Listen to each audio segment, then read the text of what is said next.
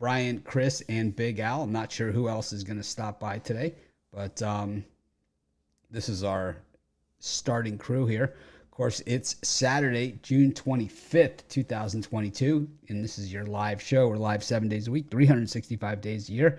Just doing free picks, no excuses. We always show up. Taking a pass on the live show. Long time. Maybe we'll do it during the All-Star break. We always talk a good game about taking a pass and taking the day off from the show, but we never actually get to do it. We always say, "Oh, let's do home run derby." It's like, and then it's like the worst. To me, the worst part of the All-Star break isn't like that there's no games. It's the ESPYs, right? It's that they put that ESPYs there. That is just misery. I mean, what a miserable show that is. I mean. Does anybody actually watch it? I've watched it. I watched like 4 minutes of it once. It's like best team. It's like, what does that mean? Florida State Seminole football team. It's like, what? It's like, okay, yeah, put them up against the Jaguars. They'll get waxed. They're hardly the best team. Yeah. I don't know. Keep an eye on my Jaguars. And it's Tampa Bay Lightning not ready to go home yet. That was exciting. I actually watched about a period and a half of the game last night. Midway through the second, it was tied. And actually, it wasn't tied. The Lightning were winning. And then the Avalanche got the tie at the beginning of the third period. And then at the end, it was the Lightning. Both, a lot of the goals here in the playoffs, it seems like it just bounces off the goalie, right? I was sweating out that under at the end. I was worried there'd be an empty net or something. So it's amazing how accurate those guys are at shooting that puck. It's amazing. My roommate in college was on the hockey team at Boston University, and then he played in the pros for the Sabres, and I got to go to some of his skate arounds and stuff that, where he was just practicing the off season. He would take me out on the ice. I'm from Florida. I didn't know how to skate. And, he would pass me the puck like wide open in these pickup games, and I would just fall on my ass trying to shoot the thing. And, but I know that like people would challenge him. Oh, I could stop your shot. I could do whatever. And he's like, I could hit 100 in a row on you, is what he would say to these guys. Because like these pickup goalies or these guys that play in like the weekend games, whatever, goalies. Oh, I could stop your shot or whatever. He's like, I could score 100 in a row on you. No problem. And they would take him up on it, and he would do it. They would just stop, because he could just score at will on them. Same guy also picked up a set of golf clubs, had never played before in his entire life, and shot even par. Like, no problem. Just the hand-eye coordination. He said that, Chris, is it like this in Canada? We're kind of like growing up, these kids that have this special talent, they put them in 5-6 leagues at a time. That's what he said. His parents would drive him from one league in Cape Cod to another league to another league. He'd play in sometimes 3 games a day. Yeah, I've heard of a couple. I haven't heard of 5-6 leagues and playing 3 in a day, but I've had friends and heard of people that have had their kids in 3 leagues at once, where they're playing a game at 9 a.m. and then driving across town to play a game at 2. And it's I'd say it's fairly commonplace. I wouldn't say again 5 or 6, but 2 to 3 I think is commonplace with a lot of younger kids. Yeah, this guy was sensational. He was eventually thrown out of school for pulling his sweater over a guy's head and beating the crap out of him. And then he went to Merrimack Division II, and they won the national championship twice. Or UMass Boston he went to, and they won the Division II national championship twice, like with him as their guy.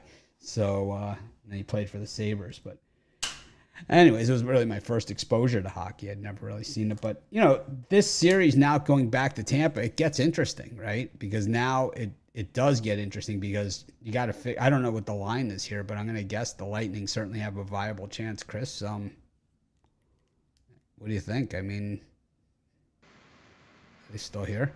Yeah, I hate to say it, but I think it is going 7. As much as I like the Avalanche, think the Avalanche win this series, this just now feels like a series that's going 7, and we've seen it from the Lightning before. This is now 4 straight elimination games that they've won outright, not necessarily just worrying about covering anything. And you're still seeing the Avalanche slightly favored though on the road to close this one out. You're getting Tampa at -104 at home, so I still think it's going 7. Unfortunately for me. It just seems like it would at this point, right? Yeah. So yesterday in Major League Baseball, we see, in the last week or so, we're starting to see some of these favorites get beat. And where we're seeing it most is in the comments on Ron Romanelli's videos. I mean, it just seems like a lot of people out there believe that the favorites are just going to continue to always win, though we know that the favorites win. I don't know. They win 100 games a year. 2 or 3 of them will win 100 games a year, and then trying to just get everyone in here for the show so we can get everyone ahead. All right, I have all the names are all messed up, but we'll get it fixed. But anyways, last night we saw it again. The Reds go in and bust them up. But how about the Astros? They lose on Thursday, one of the worst losses that you'll ever see, right? And then they give the ball over to Justin Verlander, who's far from his dominating self. 3 strikeouts, 4 hits, right? I mean, 7 innings. But he's just like, this is why I make $35 million a year, right? Because we had a bad loss, and here's a no-doubter. And I'm not even on top of my game.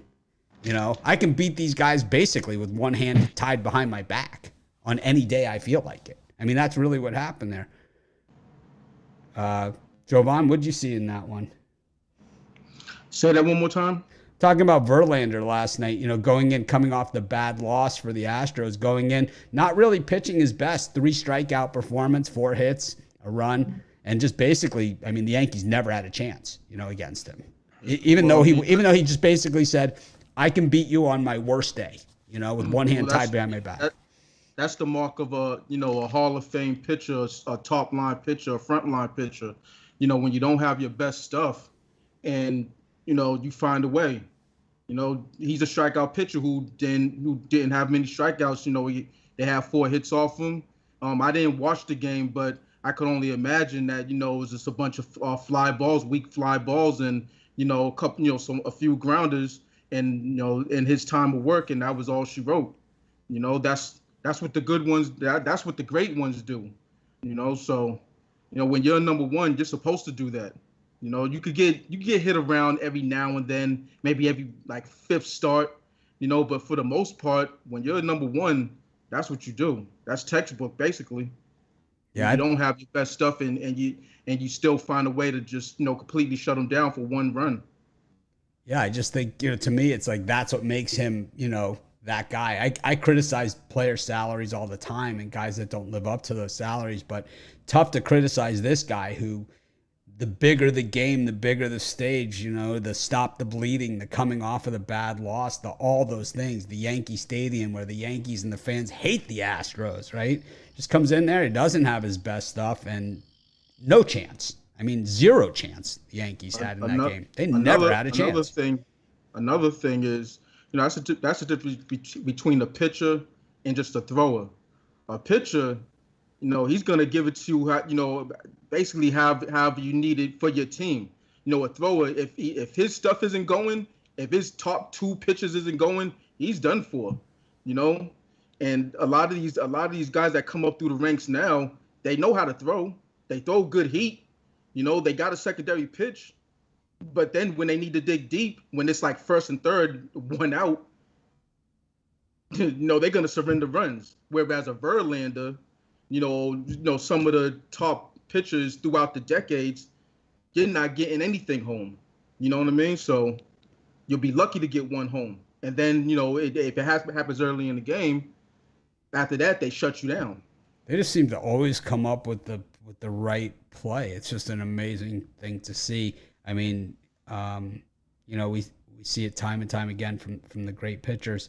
Big Al, we have a lot of big favorites this year, and it just seems that they were running for a while, but lately it's been running real bad for him. What do you make of it? Do you think it's just business as usual, or do you think because I'll tell you what, some of the strike zones, and it's like I've never been too much of a for baseball. I've never been too much of a conspiracy theory guy, but man, I mean, even that strike in the 8th inning that they called on Mike Trout was, I mean, it was in the dugout. They called this thing a strike. It was like, I mean, there seems to be no consistency. This is what they're saying. This is what the umpires say. Take the rectangle off the screen, and you see a different game.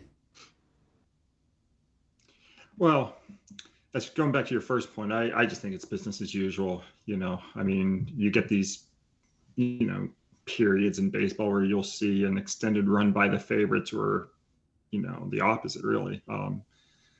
From my perspective, it's just small sample size. It's just normal. It's just random, and it's what happens.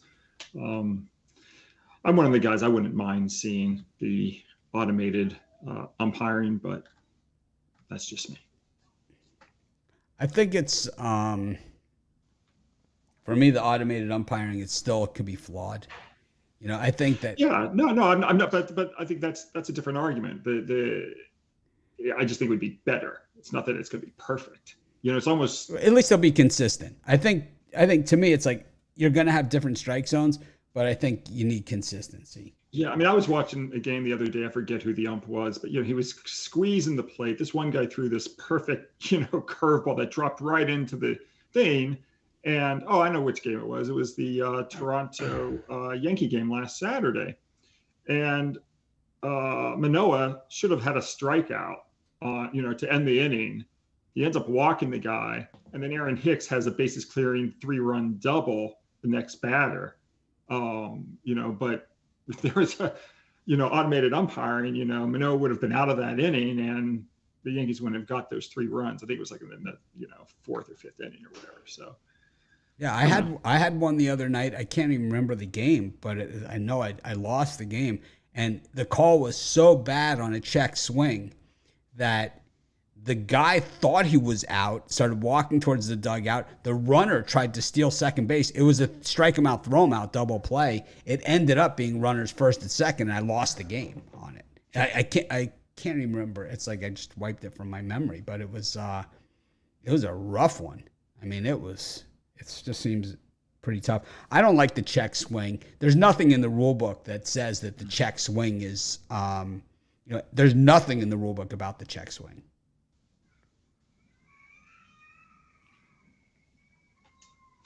So, anyways. You sure about that?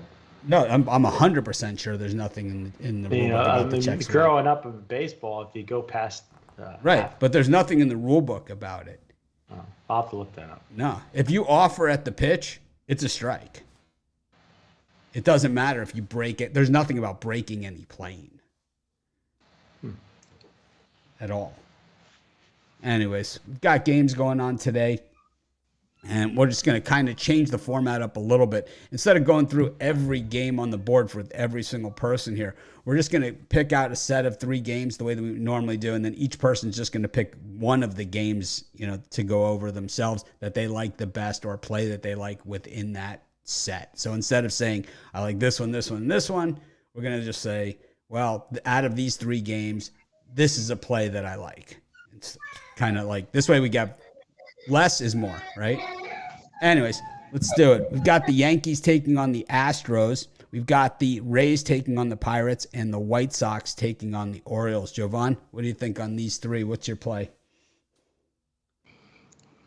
My play is the Tampa Bay Rays. That's one we're going through, right? JT Brubaker has been pitching good, so there's a little bit of trepidation with it, but Corey Kluber's been doing it basically the whole season, and these are the type of games. This is the type of game that Tampa Bay needs to win. If they want to stay afloat in the AL East. AL East. Frozen up, Chris. Take over. Yeah, for me, this said, I like the Houston Astros. I'm going to go back to low with the Astros again. I know it's Garrett Cole, and I know it's a more reasonable price than you normally see with Garrett Cole minus 168. But again, Houston Astros probably have being on the other side have a little bit to do with that. But also for me, I'm not a Garrett Cole fan, and I think the Houston Bats can get to him here. I think Christian Javier, we haven't always seen his best stuff, but he's allowed 2 earned runs or less in 5 of his last 6. I think the Astros can get it done at plus 149.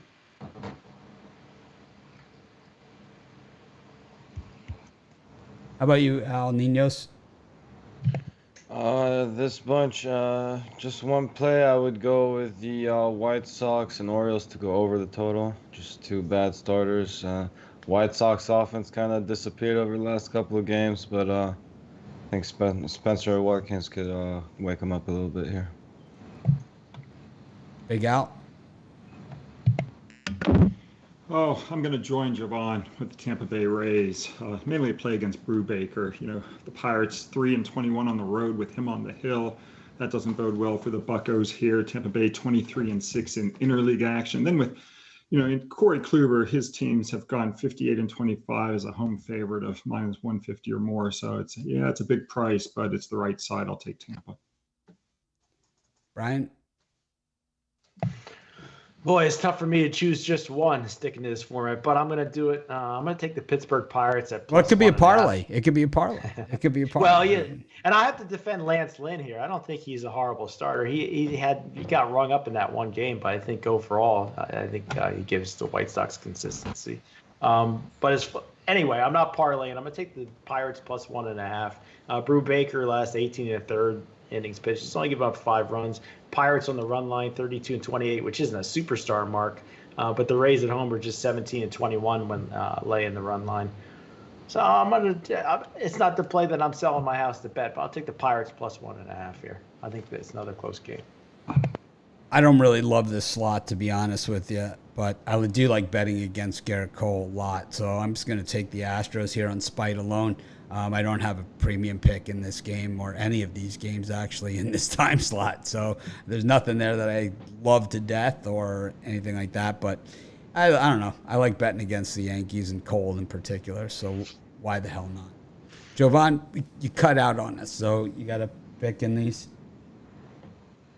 What's the 3? We're still on the Yankees, Astros, the Rays, Pirates, and the White Sox, Orioles. Oh no! So I was in the middle of my spiel with the Rays. Yep. I just think that these are the type of games that they have to have, being at the in the AL East, and they have. I'm not gonna say the better pitcher or anything like that, but yeah, I mean I'm actually gonna say they do have the better pitcher. Being what Corey Kubler has been throughout his career, and it looks like he's basically steadied the ship all season, whereas the last couple seasons since his injury, he was inconsistent. So, I think they get it done in this one. It might be a 1-run game like yesterday, but I think in the end they'll pull it out. All right. We've got the Cardinals and the Cubs, the Rangers and the Nationals, and the Royals against the A's. Brian. Oh, another great slot here. And, I hate to do it because, I'm a Chicago Cubs guy, but I think I'm going to lay the run line here with the St. Louis Cardinals and Miles Mikolas. Actually, I'm going to lay 2.5 here with the Cardinals and Miles Mikolas. That way I can get some plus money back on that run line. He's been fantastic over 88 and 2/3 innings pitched, a 0.97 WHIP, and a 2.64 ERA. To me, the Cardinals yesterday just seemed like an just seemed like a score that I wouldn't expect to see, and the Cardinals hate the Cubs. I think they get some revenge and bounce back today. Minus 2.5 Cardinals. Cubs 8-0 on the run line in St. Louis as dogs. Big Al. Just throwing it out there. I almost joked last week that, the next time the Oakland A's are going to get my money, they're going to be in Las Vegas because you're not getting my money this year. I'm just not betting on them, period. I say that half joking, but it's actually kind of true. I refuse to play the Oakland A's this year. Anyway, I'm going to take the Royals. Oakland 43-77. Their last 120 as an underdog, minus 19.5 net games. Kansas City 9-3. Their last 12 when laying 150 or more. I'm on the Royals, and I'm never taking Oakland's.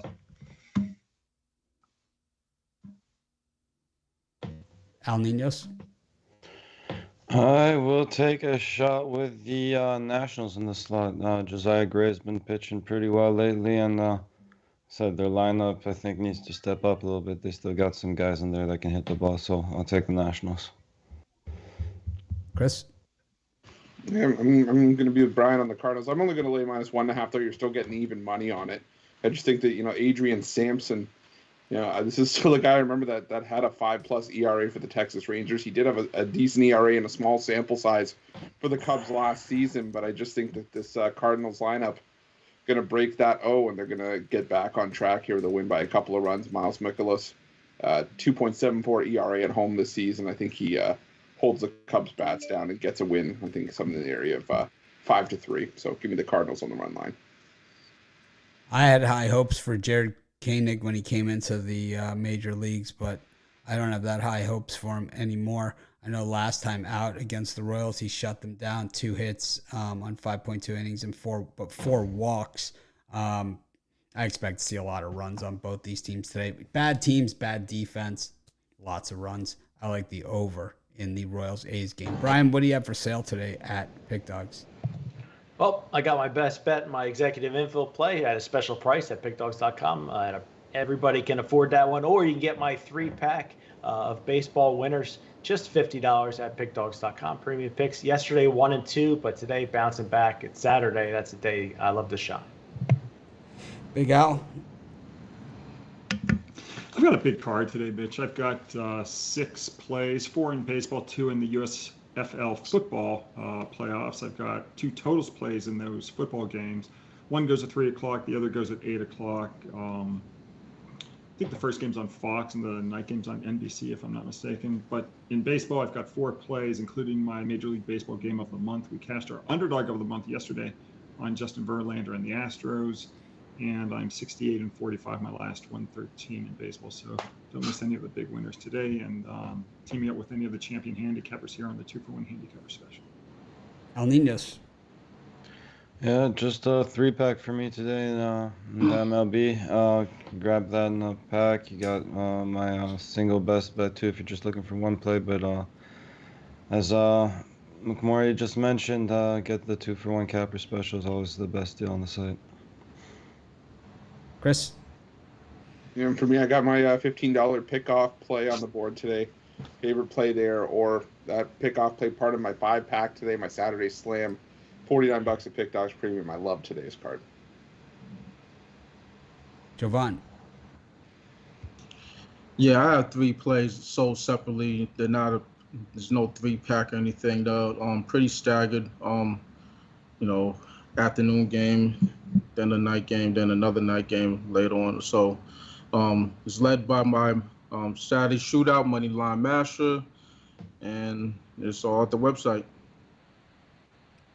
I have my $15 big play. I also have a 3-pack. I also have bonus plays for people that have my longer term stuff. So, yeah, we've been swinging for the fences with these dogs, been connecting on some of these. So, jump in. My big play has been straight money. So, on a heater with that one once again. Yesterday, cashing again with the Blue Jays. So, easy winner. They ran away and hid with that one. So, I think today's be just as easy. Anyways, move on to the next set of games. Also, the 2-for-1 capper specials, like everyone mentioned. That and anything long term are the deals. That's the best deal. The longer term you buy, the better deal you get. And it's like Big Al said, I think he's got 6 games today. You stretch that out over the course of the month, it ends up being like $1 a pick or less than $1 a pick. So even small players, while it seems like a big outlay up front, $1 or 50 cents. I mean, I've seen him on college basketball Saturday or something, unload how many, 15 picks or more. I think Al and I have sort of the same strategy when it comes to this. Everyone kind of has their own thing. Brian's a 3-pick guy, in general.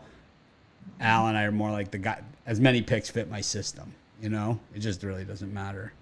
You know, everyone kind of has their own thing. Jovan has been more dipping into the, you know, first fives and stuff like that recently. So everyone has different things. We got something for everyone at Pick Dogs. So even if you pair two cappers up, it's like, you know, if you pick Jovan and Al, you'll get like, you know, these first 5 inning picks and then full game picks and, you know, all kinds of stuff. You guys get the picture. Anyways, let's get to some picks. Got the, where are we? We've got the Mets and the Marlins. We've got the Brewers and the Blue Jays. And we've got the Guardians and the Red Sox. I'll tell you, three good ones again in this slot. Brian, what are you thinking? I'm thinking is yes runs in the first inning in the Mets and Marlins with Bassett and Rogers, also taking the over 7.5 here. Maybe I'm getting suckered into this one. Just the total seems kind of low. Chris Bassett should give up a few runs. And then you got Trevor Rogers, who I've been a Trevor Rogers backer, but he just hasn't come around this year. I see Rogers giving up his share of runs. I don't see any reason why we can't get over this 7.5. Big Al? For this slate of games, let's go with the Milwaukee Brewers. Really a play against Kikuchi. 14 runs over his last 13 and a third innings. It's a 9.45 ERA. His teams are 1-8 their last 9 interleague games, 2-8 last 10 on the road. Burns 7-3 in interleague action. I'll go with Milwaukee and Corbin Burns. Al Ninos? I'll go, I think that's probably the best one there. Brewers -1 for me. -1. Yep. Ruffalo? I'm gonna go with the over 7.5 in that Blue Jays Brewers game. You know, Big Al alluded to just Kikuchi's struggles in his last few starts, but also if there's one place that batters have been able to get Corbin Burns, it's been at home. A 3.02 ERA compared to an ERA just over 1 for Burns on the road this season. I just think these are two solid hitting lineups. Brewers are going to get to Kikuchi. I think the Jays could scratch them across against Corbin Burns. 7.5 for me, just too low. So give me the over. I like the Yurfie. Oh, Jovan, go ahead. Yeah, I'm on the Mets in this one. I'm just not a Trevor Rogers guy. I think he gets tagged for a few runs. First Bassett, he has been pitching well, so I'm gonna roll with the Mets in this one. I like the Yurfie in that Mets Marlins game. I think it's one of the best plays of these 3 games. I think these are 3 fairly competitive games. I have issue with almost all of them, but you know, you could make a good argument on the other side of all these. You know, the Brewers haven't been at their best. You know, it's like the Mets, well, they're always susceptible. You know, and it's like Trevor Rogers, though. I mean, this guy gets hit in the first inning like no one's business. He is the king of the Yurfie. So I like that one the best. And you know, the same thing. These American League Central teams, you know, it's like they lose in bunches. You know, the White Sox lost in bunches. The Twins lose in bunches. The Guardians have now lost a couple in a row. It's like, can Bieber stop the bleeding? We're going to find out tonight, because if he doesn't, the Guardians are in real trouble with Savali going tomorrow.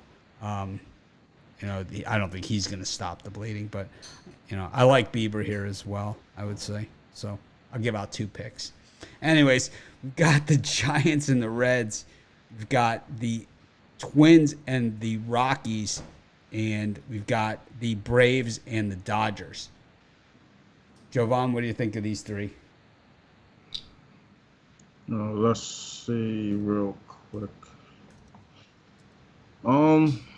So I'm gonna go with the Rockies and Twins over. I just don't like Antonio Sensatella. I know he's had a couple decent starts his last 2 or 3, but they've been in Colorado, and I think when he gets on the road, he'll give up some. You know, the thing about it is, you know, the Twins should get some runs off of him. I believe they will in this one, but they have in a similar spot, they have you know, wilted in favorable situations where they were supposed to hit, you know, a subpar pitcher. So, you know, you gotta be aware of that. But Chris Archer on the other end, I expect him to give up, you know, a good 3 runs in this one. And then, you know, once you go into the bullpens, anything can happen. So I'm on the over in this one. I think they get to combine 10 runs at least. It's one of those 6-4 games. Twins 0-6 as favorites versus National League. Chris. And for me, I'm excuse me, I'm going to go with the Atlanta Braves here. I liked it a lot better at -150, but -160, not too much of a jump. I know you're getting plus money with the Dodgers, but for me, I think it's plus money for a reason. You know, Max Fried, the Braves have won his last 6 starts, and he's just pitching extremely well. He's already thrown 7 shutout innings against the Dodgers this season, so the proof is there that, you know, Fried can hold down the Dodgers, and I just think this is a spot where the better pitching wins out. So give me the Atlanta Braves on the money line here. Al Niños. Probably have to go with the Twins to get their payback here with Chris Archer on the mound. Not the most consistent starter or anything, but still think they have the better lineup. They're at home.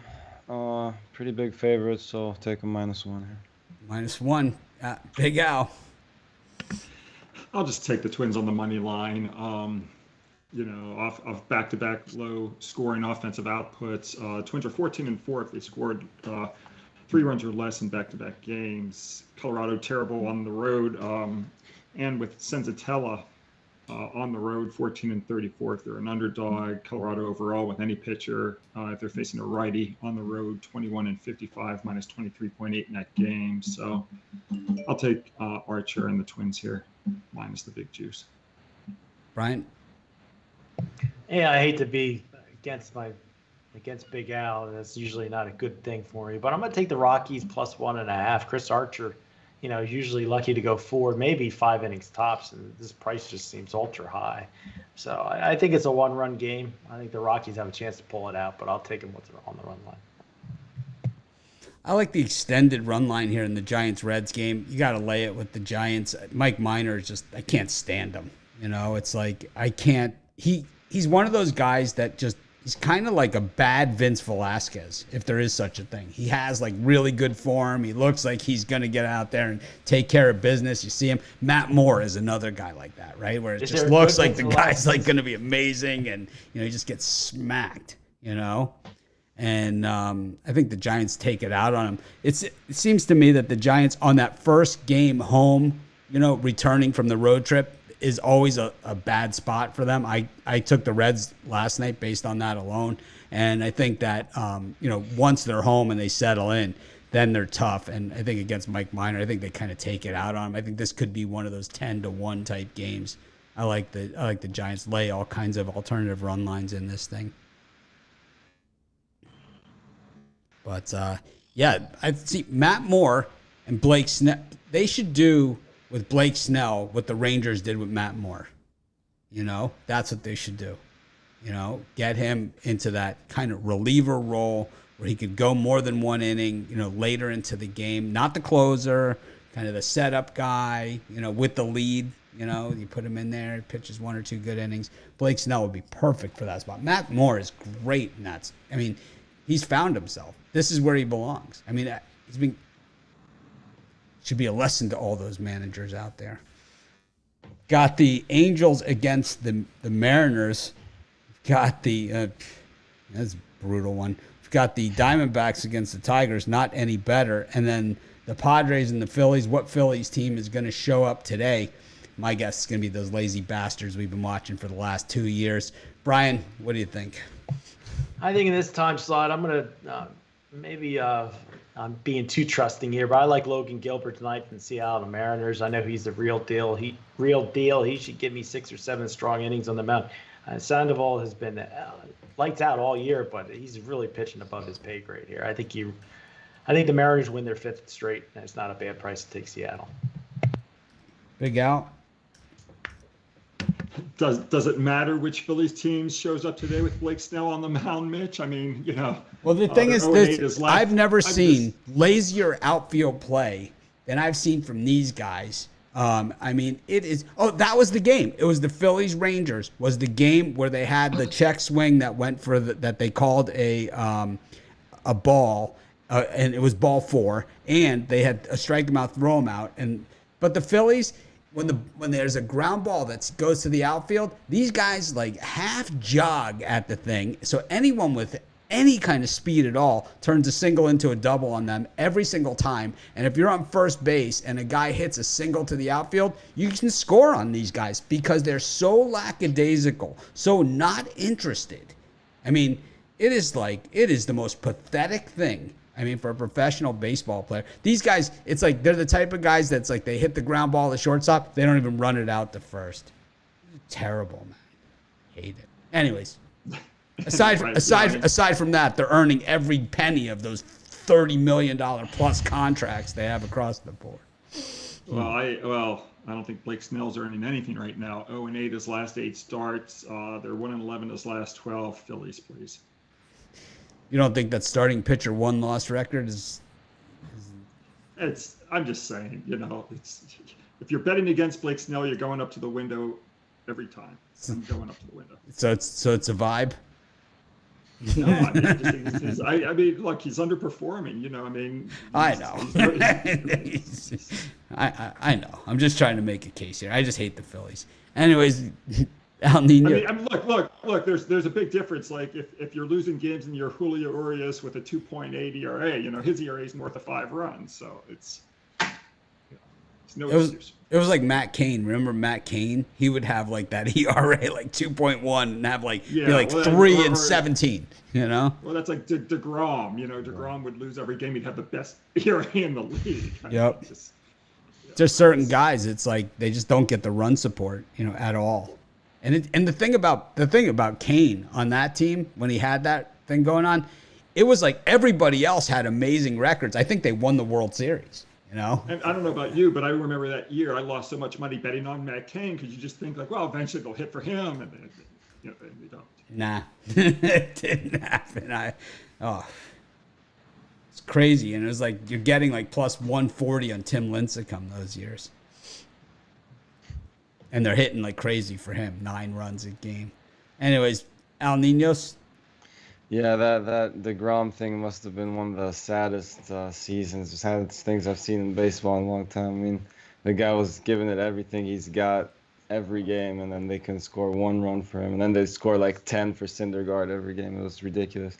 But back to this time slot, I'll have to agree with Big Al again. I think the Phillies probably the best play here. Been disappointing series so far for them, but I mean, especially yesterday was very disappointing. Sorry, but I think they bounced back today. I think we got a couple live dogs in this slot, but Philly's my favorite one. We got a comment here from Christian Roman Yellow in the comments that the Yankees lineup is 10 times better than the Astros. 10 times. 10 times better. I don't know about that. I don't know about 10 times. I think they have some better sluggers in there, and I think the Astros have certainly had some guys that have left.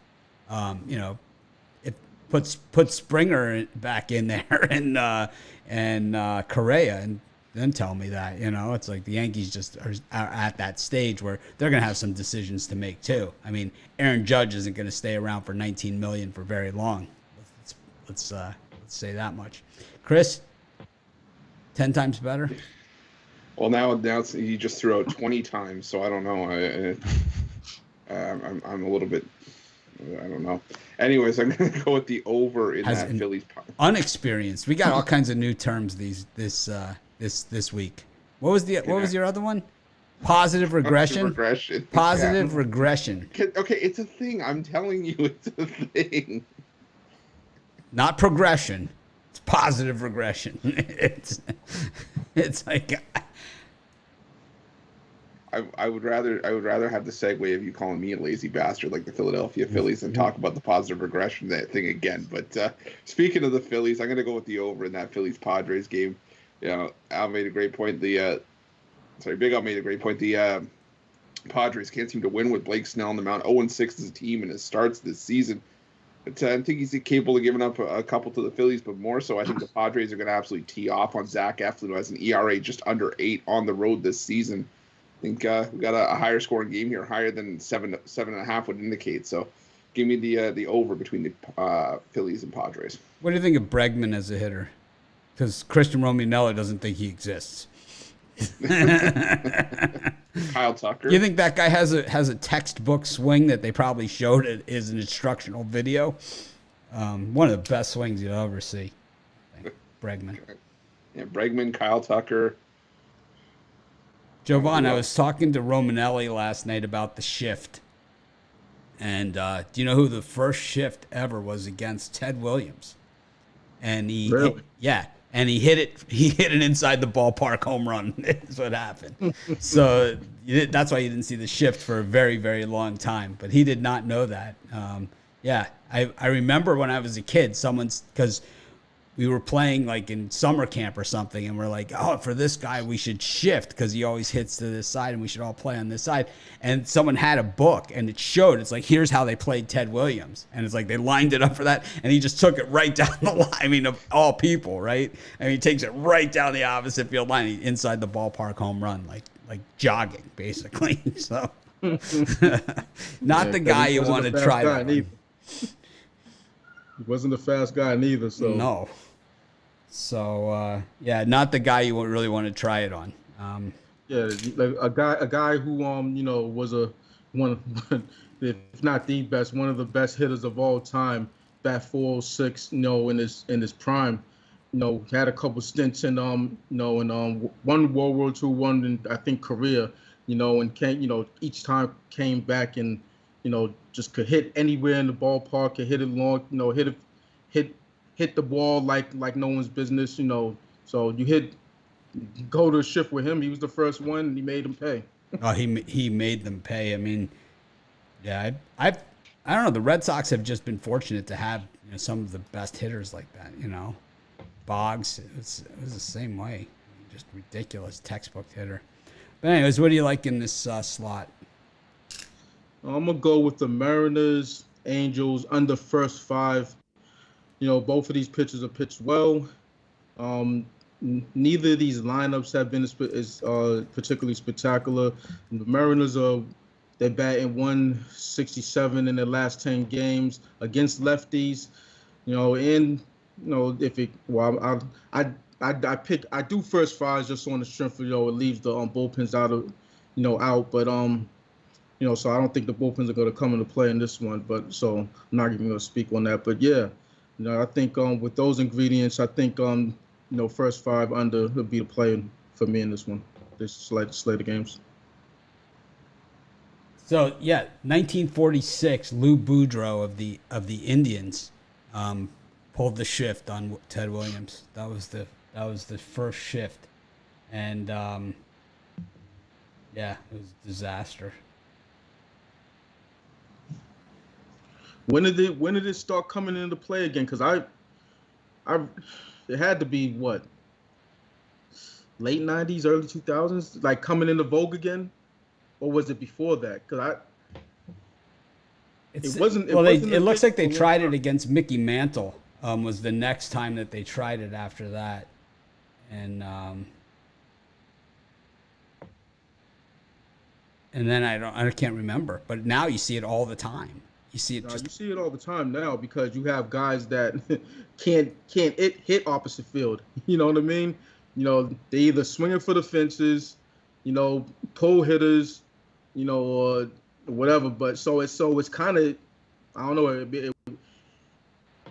From what I see, it works to pitchers and defensive players advantage. So. Because you'll see a lot of times they go into the shift and it's like the batter can't adjust. It's at least in like I don't know the 80s and 90s you had hitters that okay, you're gonna do this, well I'm gonna do that. So it's not the same. I can tell you that much. I guess he faked bunt initially. When they set up the shift against him. Anyways, I like I don't know. This is a tough slot. I guess I'll go with the Angels here with Sandoval to bounce back against the Mariners. I don't love this game, to be honest with you. I can make an argument either way, but I don't know. The Angels, they kind of I can't stand when they put the reliever and he starts walking guys, and then you give out up, or you hit a guy that's batting less than 140. To me, those are the things that just kill me. And I watched that Angels game last night, and that's what they did, because the Mariners have plenty of guys that bat below 150 on that play on their team, which is crazy. Justin Upton being one of them. Bats 139. Was in the lineup last night. And parlays, anyone? Brian? Yep, I got a 2-game parlay. The New York Mets over the 7.5 runs with the Miami Marlins, combined up with the Colorado Rockies plus 1.5. Al, anything? Which Al? You, Big Al. Oh, let's do this. Let's go with the Minnesota Twins parlayed with a USFL play at 3 p.m. We'll take the Philadelphia Stars plus the 4.5. Al Ninos. I got 2 different parlays I like. I like a doggy parlay and a favorite parlay, but let's go with the favorites, I guess. Mets. I might leave the other parlay in the chat or something. Mets, Brewers, Twins. Chris? Let's go Astros money line, Cardinals money line, and the over between the Blue Jays and Brewers. Jovan? Rays, Mets. No, I'm gonna leave the third one out. Yeah, Rays and Mets. Just a quick 2-teamer. I'll go Astros with the over in the White Sox Orioles with the Blue Jays. Thanks, everyone, for joining us. Make it a winning day. We appreciate each and every one of you. Thanks, everyone, for showing up, and we'll see you tomorrow. Of course, we got our best bets over at the premium area. We try and win them all, that's for sure. I don't care if it's free or premium or whatever. I try and win every single game. I think everyone does. And let's make it a winning day.